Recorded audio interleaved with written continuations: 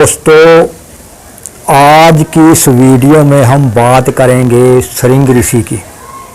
क्योंकि श्रृंग ऋषि के बारे में एक बात, उसके जन्म के बारे में बहुत ही कुछ इस हिसाब से लिखा हुआ है कि जो मानने योग्य नहीं है। सबसे पहले जानिए कि श्रृंग ऋषि था कौन। जो श्रृंग ऋषि था वह राजा दशरथ का दामाद था और श्री रामचंद्र जी का बहनोई था। क्योंकि बहुत से लोगों को इस बात का पता नहीं है और यह बात लिखी हुई है। अब बात करते हैं, जो श्रृंग ऋषि था वह विभांडक ऋषि का जो है ना बेटा माना गया। अब उसका बेटा कैसे हुआ, उसके पीछे कहानी ये लिखी गई है, ये बताई जाती है कि जो विभांडक ऋषि था वह एक दिन यानी कि नदी में स्नान करने के लिए गया। वहाँ स्नान किया तो उसका वहाँ पर जल में ही, नदी में ही वीर्यपात हो गया और वह पानी वीर्य वाला हिरनी ने पी लिया। तो हिरनी गर्भवती हो गई और श्रृंग ऋषि का जन्म हो गया। यानी कि श्रृंग ऋषि की जो माँ थी वह हिरनी थी, यानी कि पशु। देखिए कितनी बड़ी गप बनाई हुई है इस बात की। पहले उन लोगों ने, उन पुजारी लोगों ने, ब्राह्मणों ने हवा में बच्चे, मछलियों से बच्चे, पशुओं से बच्चे पैदा कर दिए। कमाल है। और लोग मान भी रहे थे अंधभक्ति की तरह, क्योंकि तब तो लोग अनपढ़ थे, चलो मानते थे, सही है।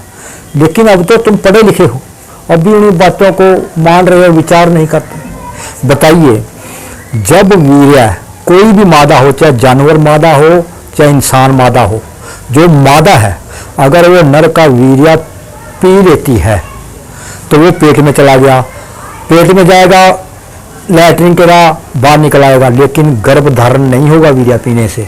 मुंह से अगर मादा वीर्य पीती है तो गर्भ धारण नहीं होता। गर्भ धारण तो योनि के जरिए ही होता है, ये सबको पता है। वो वक्त ऐसा था कि इन लोगों ने इतने बड़े बड़े गप फेंके, घुमा घुमा के, ले गप ले गप। और आजकल के पढ़े लिखे लोग भी इन बातों को मान रहे हैं, भाई ये झूठ है, फिर भी मान रहे हैं। कमाल की बात है यार। और बताइए, वीर्य जो ऋषि नदी में नहाया, नदी चलती जाती है, चलो आगे जाके हिरनी ने वो पी लिया।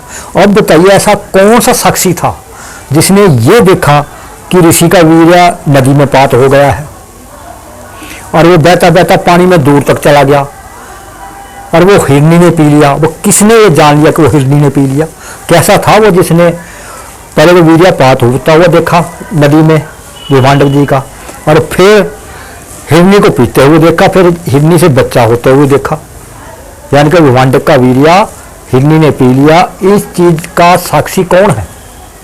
कौन है ऐसा महापुरुष जो वीर्यपात होता नदी में देख रहा था और फिर वीर्य बहता बहता पानी में दूर तक चला गया होगा? आगे चलो हिरनी ने पी लिया होगा, पर वो किसने देखा? कमाल है यार। इतनी बड़ी बड़ी गप्पे आप मानने जा रहे हैं यार। पढ़े लिखे हो, अपने इसका थोड़ा इस्तेमाल। पुजारियों ने अपनी जेबें भरने के लिए और ऐशो आराम करने के लिए बनाई थी, या तुम लोगों को घुमा दिया। तुम लोग अभी भी घूम रहे हो पढ़े लिखे। चलो अनपढ़ तो घूमता है इन बातों में, लेकिन पढ़े लिखे भी। कमाल है यार तुम्हारी। अब देखिए, श्रृंग ऋषि की जो बात एक बार फिर दोहराता हूँ मैं। श्रृंग जो विभांडक ऋषि था वह नदी में नहा रहा था, उसका वीर्यपात हो जाता है। वो पानी, नदी तो चलती होती है, वो पानी आगे चला जाता है, आगे हिरनी पी लेती है और उसके गर्भधारण हो जाता है और फिर श्रृंग ऋषि पैदा होते हैं। कमाल है यार। पहली बात तो यह, जो पी जाती है, मुंह से पी जाती है, उससे तो बच्चा पैदा ही नहीं हो सकता। सबसे बड़ी बात यह है कि अगर वीर्य कोई मादा पी लेती है तो बच्चा पैदा नहीं हो सकता। अगर किसी में हिम्मत है तो वीर्य पिलाकर बच्चा पैदा करके दिखाए, मैं उसकी टांग के नीचे से निकलूँगा।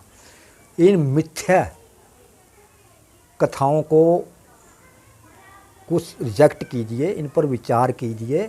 ऐसे ही बिना बात इन झूठ से आप ऐसे करके खूंची भरे हुए हैं, झूठ को छोड़िए, ये झूठ है सब।